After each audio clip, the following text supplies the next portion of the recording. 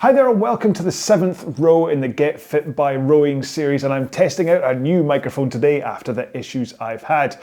Now we're back to a low intensity row today. Now what we're going to do is 3 11-minute intervals with 1 minute rest in between. So that gives you a total of 35 minutes if you want to just row the entire thing solidly. We're going to keep this at a nice low stroke rate. I'm going to do it at 20 strokes a minute, and our heart rate importantly is going to be at that zone 2, okay? 60 to 70% of your max, and that 70% is not something to aim for, okay? I'd much prefer it if you're at that 65% of your maximum heart rate, okay? Pace-wise, if you're wanting to do this off a 2K training pace, then you're looking at around about 2K plus 18 to 20, and your effort is around about 5 out of 10, which is the same as if you were just walking up a constant flight of stairs, okay? You know that that's going to get a little bit tough if you go too fast, so you have to back off your pace in order to stop your body from, well, it's not going to explode on the stairs. That'd be awful. It'd be a mess. Think of it. Oh, just rain it. Anyway, suddenly becomes a horror story. RowAlong horror. Anyway, sorry. Where am I? Yeah, warm up. So we have to get into a 4-minute warm up before we can get rowing, and we have to set up our machine first. Now, on a water rower, most of it's already set up for you. There's not much you can change. You've already got water in the drum. But if you're on a Concept 2, set your drag factor to where you want it to be. And I say where you want it to be because it's personal to people. But if you don't know anything about drag factor, just set your lever between 4 and 5, and then check the video out that I have on this channel talking about drag factor at some length. Next up, if you can, set your monitor to eye height so you're not looking up, you're not looking down. And finally, adjust your foot stretcher height so that you're able to come into the front of the machine with your shins in a vertical position comfortably. If you're set too high, then it's a little bit tough to get there. Set too low, it's a bit easy to get out there. And remember, footwear makes a difference. That's why I'm wearing my Eddie Van Halen shoes today, because they have a smaller heel at the bottom and it's better for my foot plate position, all right? Sorry, this intro's gone a wee bit too long, so let's get into our warm-up. A nice gentle pace for the first minute, around about 20 strokes a minute, and then we'll increase a little bit, then we'll do those little drills, and then we'll start with our main session. All right, here we go then. In 3, 2, 1, let's go. I mean, I know I could pad a lot of this information that I talk about pre-warm-up into the warm-up or into the main session. You never know, but I kind of don't. You'll have to forgive me. At least, what I suggest is you kind of load up these videos. Maybe you watch the intro when you're at work, or when you are, I don't know, when you have a couple of minutes to spare. I'm not going to say what that might entail, but you could watch these intros. I always leave the chapters on the video. And so you can watch the intro, and then when it comes to the actual row itself, you can skip right to the start of this warm-up and then get going from here, rather than sitting on the machine for 2.5 minutes listening to me stumble over my words and talk about my shoes. Right, so let's take one more here, and then just increase the pace a little bit. So you're wanting to get into that 2K plus 18 to 20 effort right now. 5 out of 10 from a perceived effort point of view. You should still be able to talk quite comfortably, like I am. But you should still, it's important you still feel you're putting effort into the machine, okay? It's a real fine line between putting in the effort you need and going a little bit too easy, and then not getting the training response out of it.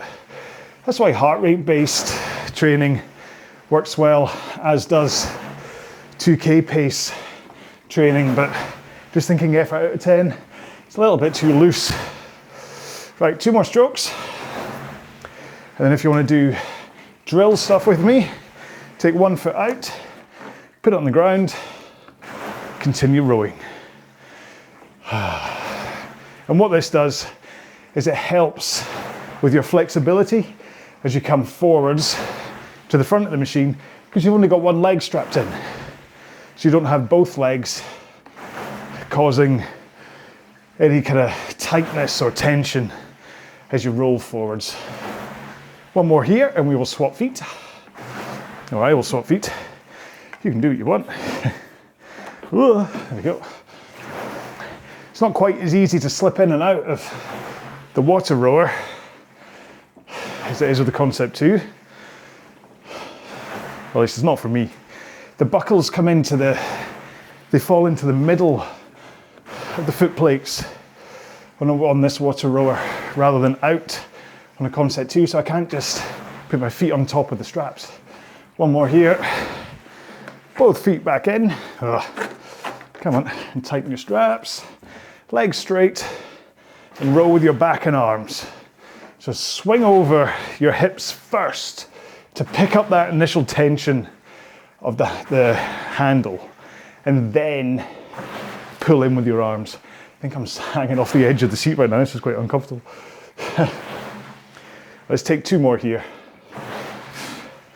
1 more, and then let's roll into the front. Try to adjust my backside. Arms straight, forwards tilt, and press out from the front. And hold this position, okay? The forwards tilt, arms straight. Try and hold this through this whole drill, okay? If you can, do this and avoid recoiling into that position. And just think about this forwards tilt. Okay, I'm going to talk about this today. 1 more. Woof. And we're done. Got 3 intervals today, and not that I've actually planned about what I'm going to talk about, but the first one, I'm going to talk technique, then the second one I'll talk about something else, and the third one I'll talk about something else. But I just want to get technique kind of over and done with in the first interval, if that's okay with you, if you don't mind. We're on session 7, so it's about time I did a proper technique thing. So anyway, sorry, keep on rolling up and down, have a quick drink, and I'll explain one more time what it is we're doing today. Okay, so I hope you listened and had a drink, because remember these are slightly longer intervals, so I want to make sure you're properly hydrated. Because what we're doing today is 3 11-minute intervals with 1 minute rest in between. So that totals 35 minutes worth of time on the machine. So if you just want to load 35 minutes into your monitor and row the entire time, and don't stop when I'm talking and I have a rest, that's entirely up to you.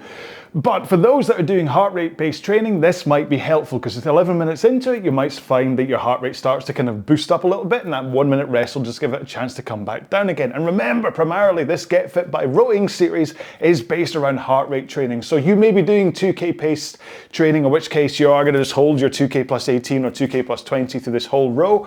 But if you're doing heart rate based training, then please, if you start to see your heart rate climb and get past that 70% anyway, just back off the intensity a little bit and let your heart rate come back down, okay? Because this is quite important to teach your body and all that kind of stuff. All right, this is all stuff I can be talking to you while we are rowing. So let's get into it, all right? Let's get our feet strapped back in. I hope you did have that drink. Got 11 minutes until you get a chance to stop for another one. So here we go then, in 3, 2, 1, let's go. Right. Get yourself eased into this. Remember, you can follow me for stroke rate. I'll hold a steady 20 strokes a minute, and my rhythm will be 1 second drive, 2 seconds recover. And that's the ratio I suggest for this kind of a stroke rate, that your drive phase is the fastest part, and then you spend 2 seconds recovering. Because of course you want to spend as long as possible not rowing. You get what I mean? You want to take time to recover in between each stroke. So it makes sense that you drive and then recover. Obviously you want to be putting in effort. I'm not saying that we're here for an easy day out, but that's why 20 strokes a minute is so effective and useful, that you get that good power in for your 1 second drive, but then spend the next 2 seconds resetting your body position, ready for the next stroke. And that's kind of, well, what am I trying to say? When it comes to technique, there's not really a phase of it that isn't important. But obviously, the most important part of the stroke is when you get the power in, okay? So about pushing with your feet and powering into the machine. And then adding in power as you swing your back from a forwards tilt to a backwards tilt, and then pulling in with your arms, because each of those three parts of the power phase generate considerable power. So you don't want to miss out on your leg drive. You don't want to miss out on your back swing. And you don't want to miss out on your arm pull either. Even though legs take care of around about 50% of the stroke, your back is about 30% and your arms are 20%. You still want to make sure and use all of that power. So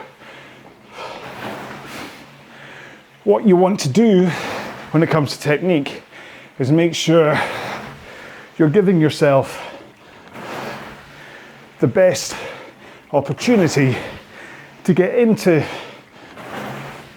the right position to be able to put the power into the stroke the way I've just said. And so that all kind of begins from here, okay? Weirdly, your stroke technique begins at the back of the stroke, because what you're trying to do is set yourself up for the right position here at the front of the stroke, okay? So how you return and slide towards the front has a huge impact on your body position at the drive. Because if you finish and continue to lean backwards as you roll forwards, how are you going to get into that forwards tilt at the front of the machine in order to be able to swing it back again? Okay? So you know that at one point you have to go from leaning backwards to leaning forwards. And that way you're able to inject that swing of your back. Does that make sense? I hope it does. And you also want to make sure your arms are straight at the drive. So you don't want to be coming forwards like a T-Rex, do you? And going, oh no. So, with both of those things in mind, when you finish a stroke, get your arms out straight, first of all. And then that creates a forwards momentum of your body, which will help you rise up into that forwards tilt before you bend your knees. So you're already there, then you bend your knees. There, bend. So you're not doing it all at the same time, trying to, I'm trying to do this. Wait, stop. Okay, you are getting your upper body in position before you bend your knees. And that means you're in the perfect position as you get into the front. And you don't have to think about anything. You don't have to continue to rock forwards. You're already here. And all you have to do is push with the feet. And as long as you hold that forwards tilt and your arms straight, as you push, then your leg power will go in first.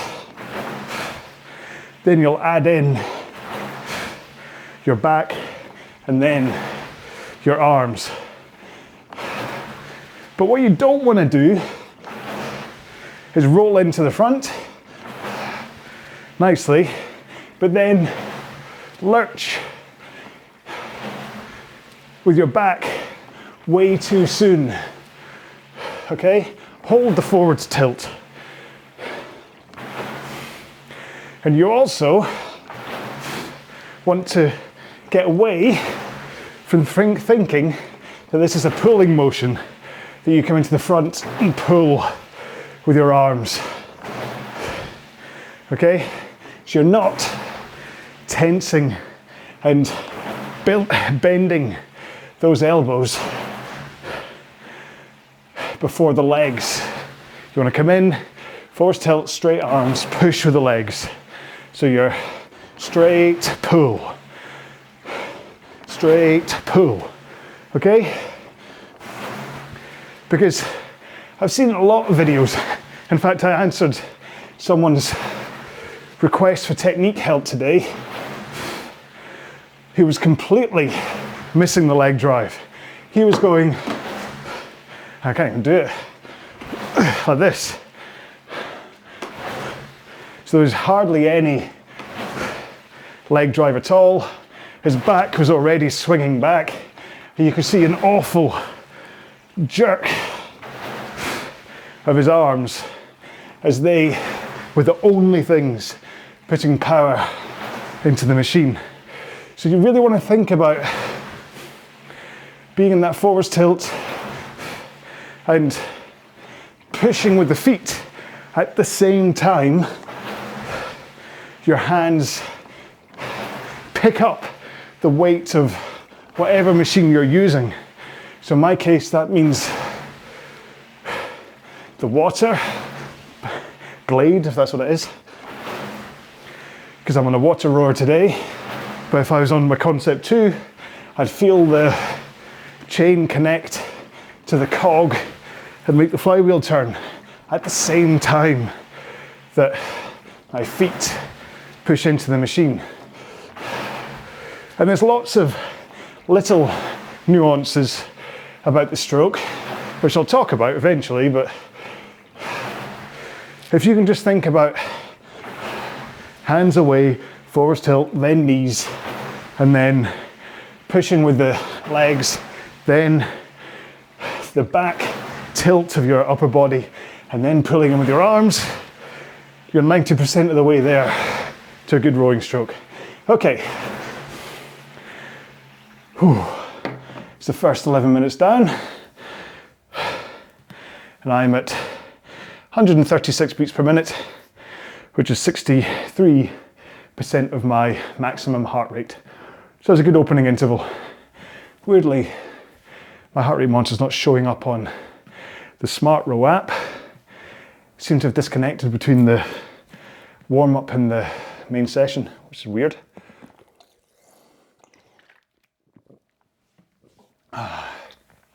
Smart Row really is a good feature on this water rower, just because it's so accurate in terms of how it's all about, it's like a force meter in the pulley, and then it knows how long a stroke I'm taking, so it gives me really, really precise readings for power.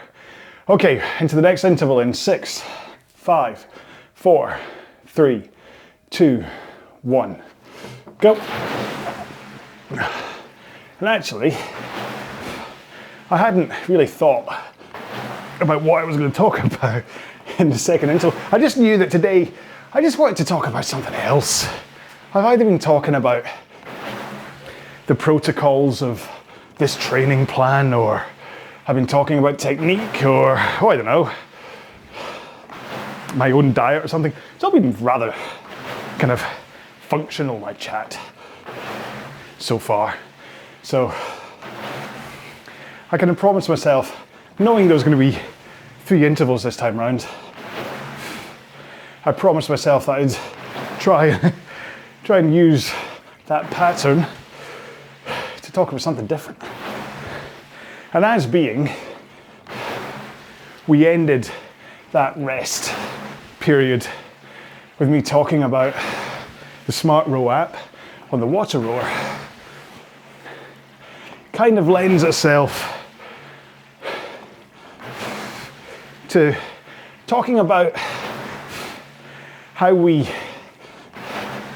see what we're doing.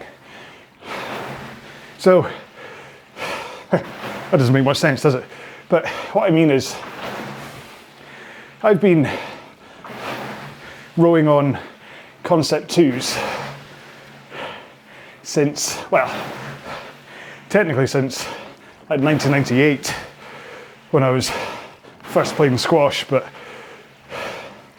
let's say seriously since 2013. That's when I got my own machine, and that's when I started to dedicate my sport, nice air quotes, as indoor rowing. And I have to say that up until I got this water rower in the, let's say, 10 years. It's about 10 years.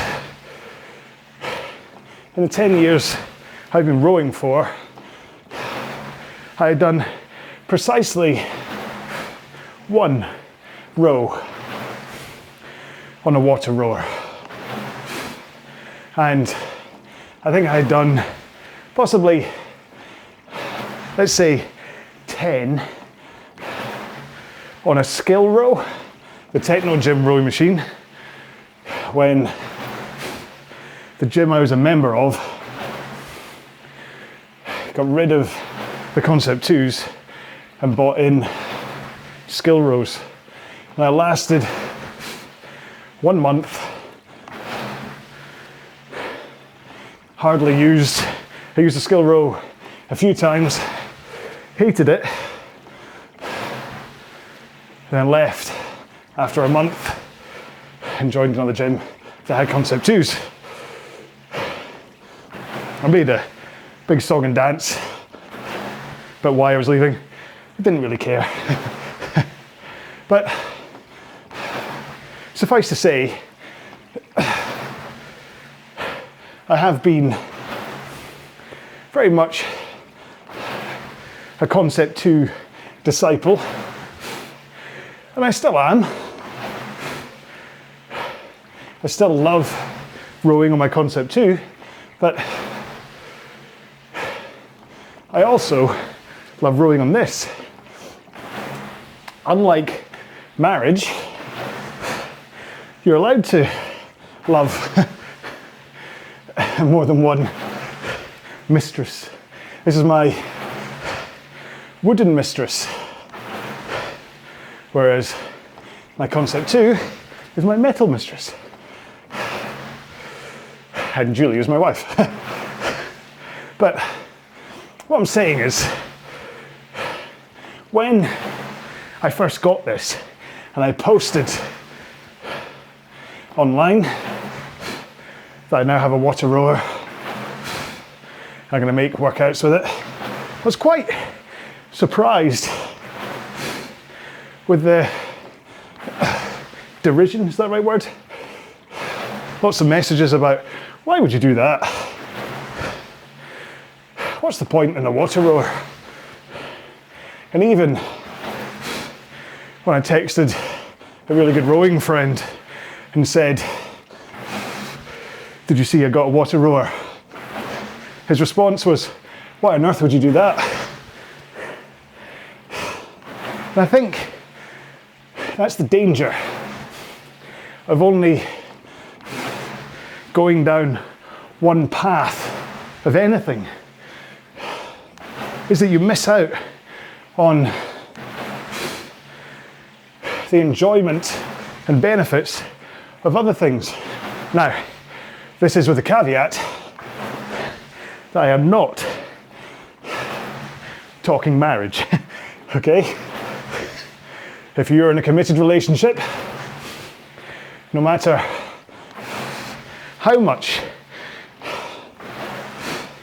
you may be enticed by something else, don't. You're possibly okay to go window shopping, because sometimes looking around in other shop windows makes you realise just how special what you have is. But you never, when it comes to marriage and relationships, you never even consider stepping into that shop to buy something. But certainly for this rowing lark, I've really enjoyed the change. It's basically the same thing that I'm doing. The rowing feel is pretty much the same, but there's nuanced differences. The actual stroke takes actually a little bit more concentration to stay connected the whole way through. The foot plates on my model anyway are closer together in the Concept 2. So there's a physical difference there. I've already spoken about the seat. The handle's different. But what I am at least thankful for is that because I went for the Smart Row option, the metrics, the data, as far as I can tell, is close enough. I mean, I've done a test, which I haven't actually finished editing yet, but I rode the same pace, 2K plus 20 on my Concept 2, 2K plus 20 on this for half an hour. And there was very little difference in terms of my heart rate through the row. So the exertion I was putting into both was the same, really. It's a couple of beats different at the end, but I think that was more stress. That I could see my heart rate. I was starting to think, oh, what if it rises? And therefore that stress caused my heart rate to rise. But what I'm saying is that it's really easy to stand on your own hill and look at the other hills around you and judge them as inferior because you're on your hill surrounded by other people who love your hill. So what you have to do sometimes is go for a wander and check out what's going on at someone else's hill. And that doesn't need to be rowing. That can be say you're having a difficult conversation with somebody and you're just not agreeing. I'm not saying you have to stop thinking the way you're thinking, but if you take a moment and look at the conversation from their hill, well, you might just at least understand where they're coming from, and that will help you frame the discussion in hopefully a less difficult way, and you'll come to a resolution. Okay, 3, 2, one more.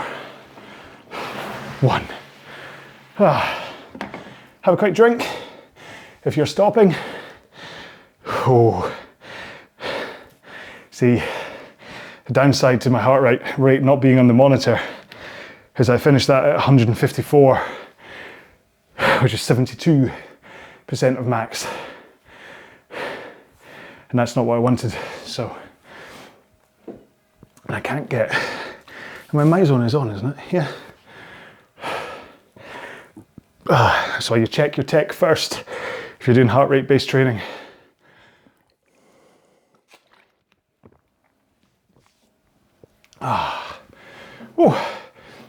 Make sure to have a little wiggle of your backside, because I'm sitting on this Concept 2 foam pad. It is focusing my sit bones down to the same point on my glutes the whole time. It's quite uncomfortable. 4, 3, 2, 1. Let's go into our last 11 minutes. Same thing. I'm gonna try and keep an eye on my heart rate on my watch this time though. Managed to recover down to 114, but there's obviously a drift going on. So whereas I have been rowing at 2k plus 20, I'm just going to back off down to plus 21 for the rest of today's row, because I want to keep this within my zone 2 heart rate, because I'm really enjoying this series, basing it on heart rate instead of performance. Fair enough. You do need to know your maximum heart rate to start, which the best way to find that out is by doing a ramp test. But even then, you can kind of use the calculators to give you a rough ballpark. And usually those calculators will be lower rather than too high. And when it comes to these zone 2 rows, if you were gonna be the wrong way on it, I'd much rather you were rowing on the lighter end of it than the tougher end of it. Because after all, the other main session we use heart rate for is rows like yesterday's, row 6, the ℹℹℹℹℹ row, which has nothing to do with heart rate really, apart from just to verify that you are working at max. But if you're sprinting for 20 seconds and taking 10 seconds rest 8 times, 3 times, then you shouldn't need a heart rate monitor to tell you you're working at max. If you're sprinting, you're working at max. But releasing yourself from looking at a pace guide, well, for me anyway, it's a refreshing change. And that's kind of, you know, if you can find a way to enjoy what you're doing, and again, it doesn't have to be rowing, It could be anything. It could even be marriage.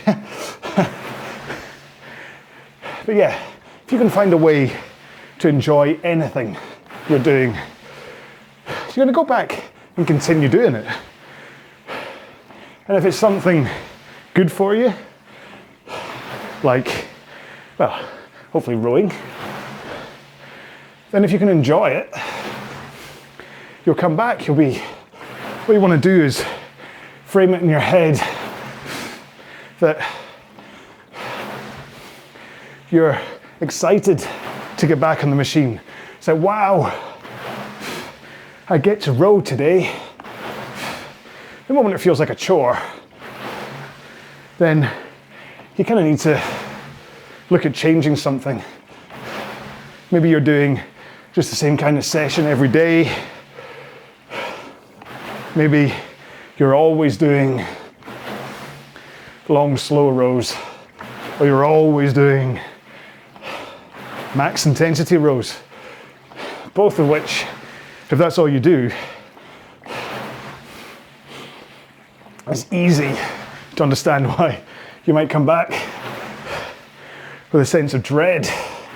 But think about, well, this might not apply to everyone, but hopefully you have something that you can relate this to. But when I think about being, I don't know, let's say 10 years old, I used to race about with my friends on my bike.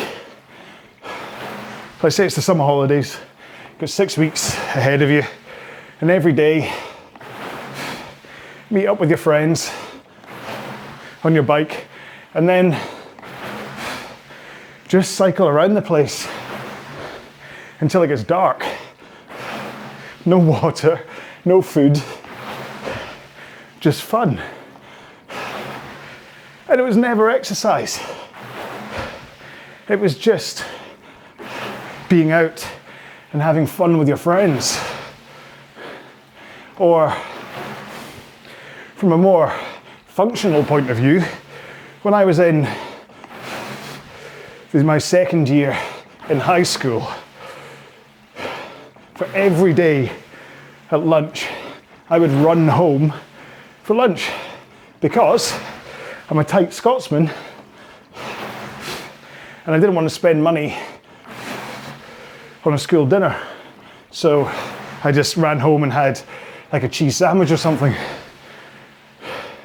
But it was 2.5 miles to run home.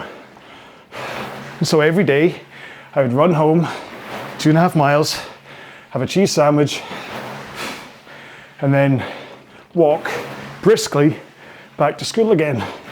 Bearing in mind, I only had an hour to fit all of this in.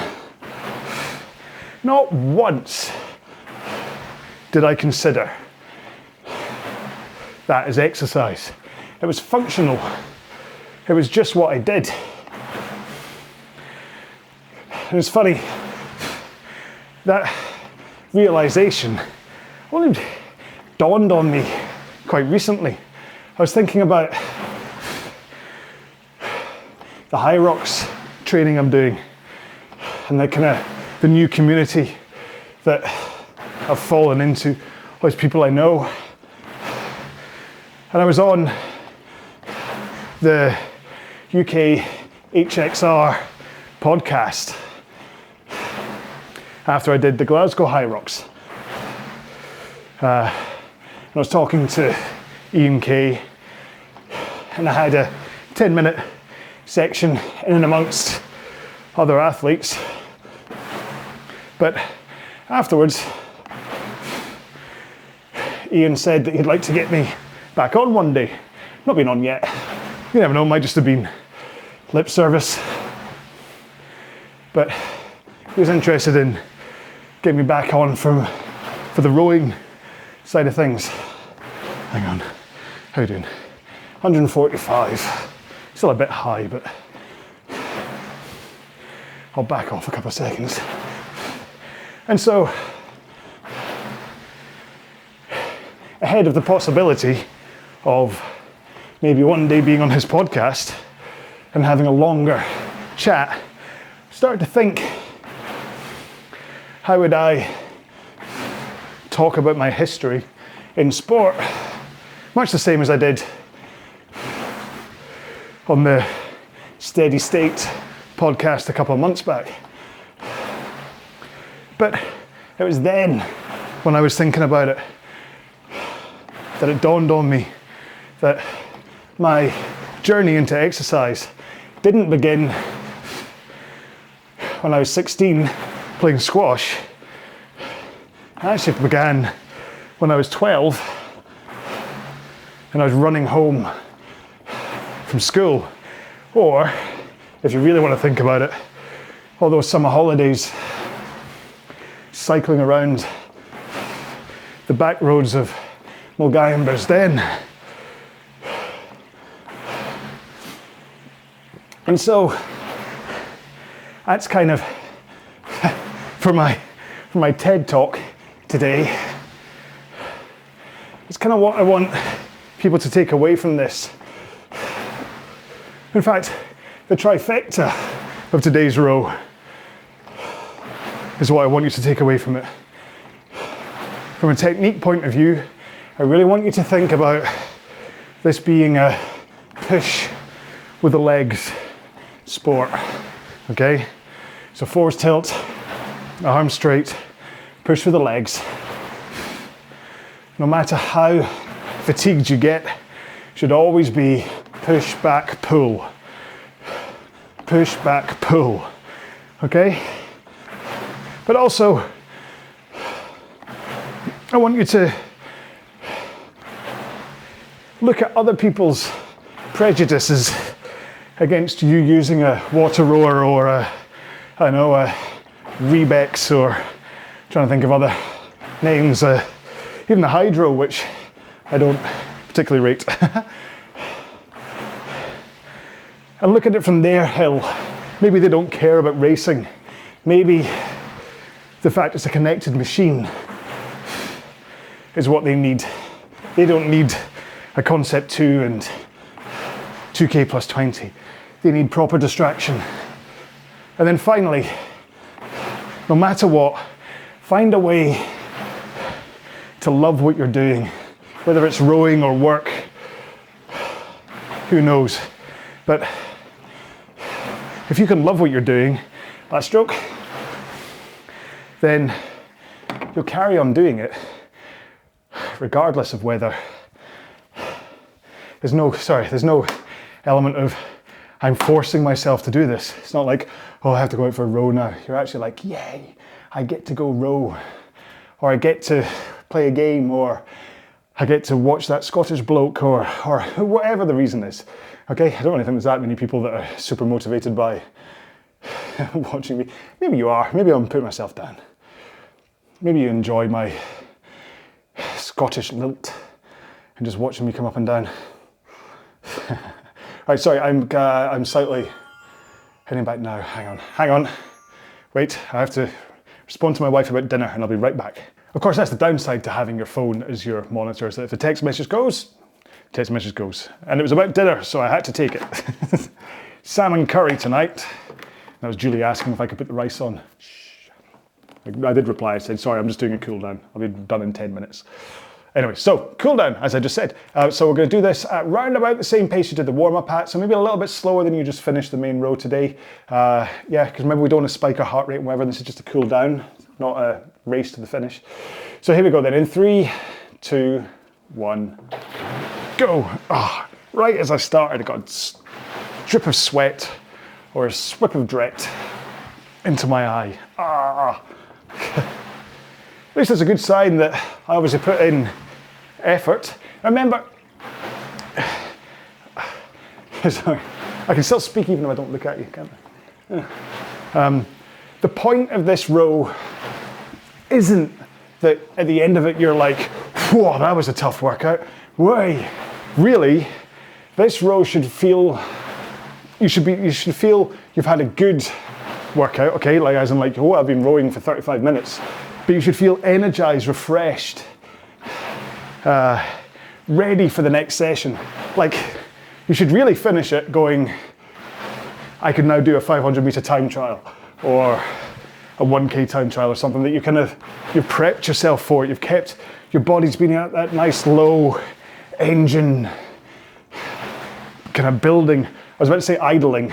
That's wrong, because we're not idling. We are putting in effort, but you're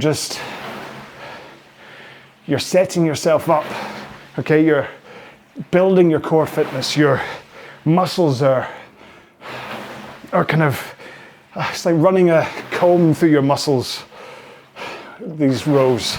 Your blood system is developing. The little power factories called mitochondria in your blood, they're building and growing and getting better at how to make your body move, so that when you do the next session, so tomorrow is going to be a tempo hard session again, unless you're taking a rest day, of course.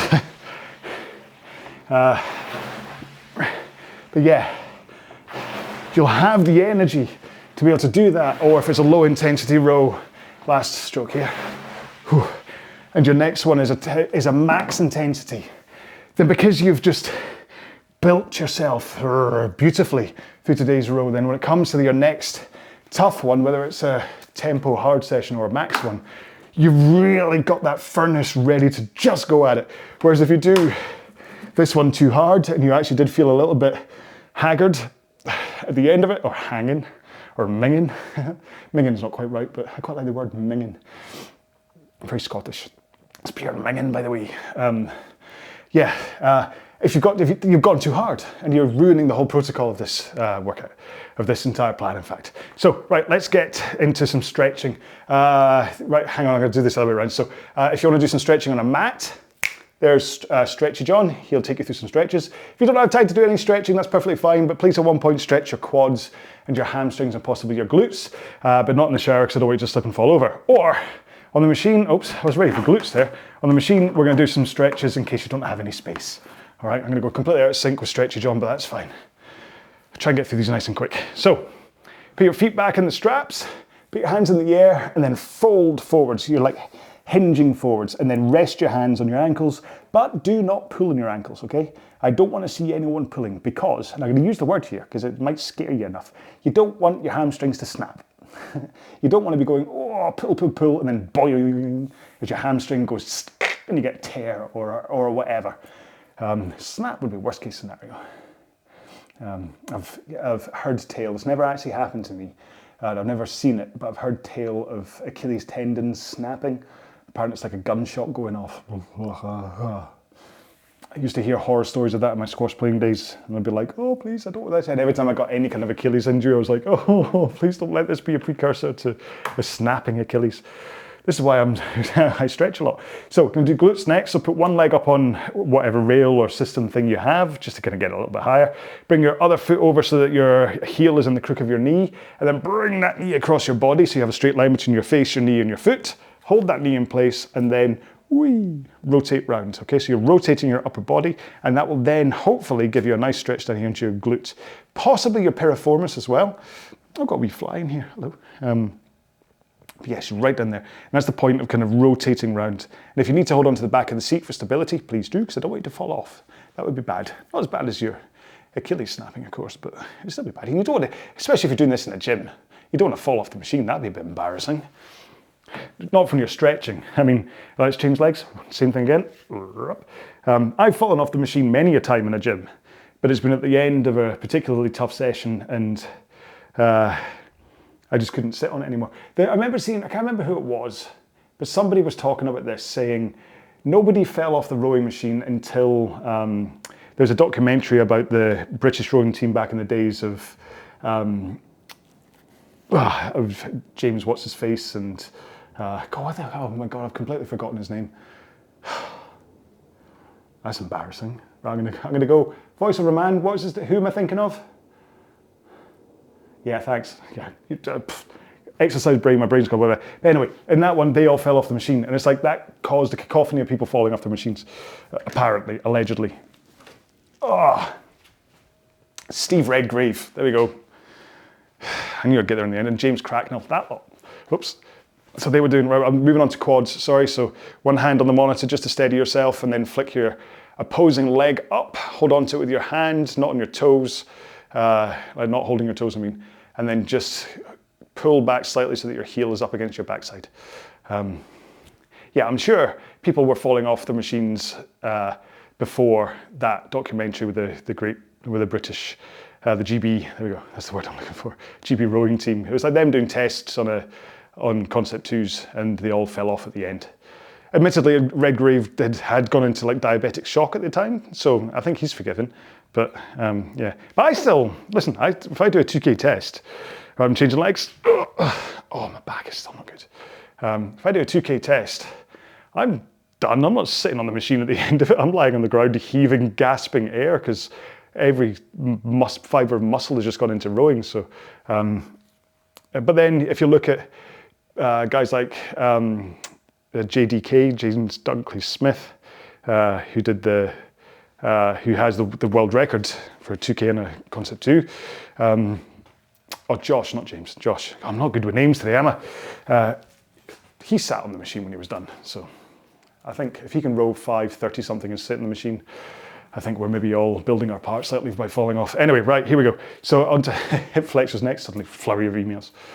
Hip flexors next, so I'm going to continue doing the one that Alan from Power Physio told me to do. So I have my knee above my foot on the front foot, I have my knee straight down, so I've got 90-degree angles on both sides. I'm like, I walk like an Egyptian. And then I'm going to squeeze my glute, my back side, which doesn't really squeeze, but it activates, strangely, the hip flexor. And then I'm just going to lean back very slightly, almost just straightening up my torso as though I'm like, oh, I'm about to start singing and I'm ready to project to the back row. Okay, so squeeze your bum and then a slight lean backwards and you should feel it gets a good stretch. So it's an interesting, extremely effective change to how I've been stretching for the past year and a half for my hip flexors, which you never know. Maybe the reason why my hip flexor got injured, because I wasn't stretching it right. Oh, excuse me while I do the old man move, well, because my lower back is still not right. Right, other leg, do exactly the same thing. So get into position, squeeze your backside, and then, as in don't actually squeeze your backside. That's not what I mean, okay? I don't want you, again, to be in a gym and everyone starts to go to their own backside. That would be bad. Well, bad. I think somebody will come up and speak to you and say, excuse me, could you, oh, I'm falling over. So amazed by my own witticism here, I'm falling over. Yeah, I think somebody would probably ask you to not squeeze your own backside while you're in a gym. If you're in the comfort of your own home, you can do what you want. Nothing else to say there, really. Just make sure you get that good stretch into your hip flexor, okay? Just really concentrate on trying to activate or tense. What's the right word for it? But yeah, you're kind of squeezing, but not with your hands, okay? Muscular squeezing. Shall I move on? I think I'll move on. Right, oh, there we go, take a seat. Right, we're gonna do forearms next. So put your hands in front of your face, high, and push them together and then bring your hands down in front of you. And then you should, if you continue pushing in, get a nice stretch and kind of your wrists through to your forearms. Okay, so you'll feel it radiate underneath your hands and then your fingers will get nice little, underneath your arms, sorry. And your fingers will get a nice stretch if you're pushing against them as well. See, sometimes people ask me, they say, why don't you charge for what you do, okay? And I do ask myself that quite a lot as well, because I think, I could probably, if I started to sell these training plans and whatever, and actually started to charge people £15 a month, £30 a month, whatever, in order to be part of all of this, I could probably make a little bit of money. And that's been my goal, is to actually do this properly and stop the whole TV editing thing. I probably should aim to do that. But with that, I'd have to be a lot more professional. And we all know that's not going to happen. So let's move on to shoulders next. Hand it straight out in front of you, hello, and then bring it across your body so it's kind of that way, but you're like, I'm not going to stretch here. And then use your other arm, loop it across, and then ease it back. And that's going to increase the tension there, and that's going to help stretch your shoulders, okay? Yeah, so, and I actually think nobody wants me to be a professional. I mean, look at how, when I do try and get into, if you wind back, BBC breaking news. People are arrested. That's a shame. I should really just go into flight mode or whatever.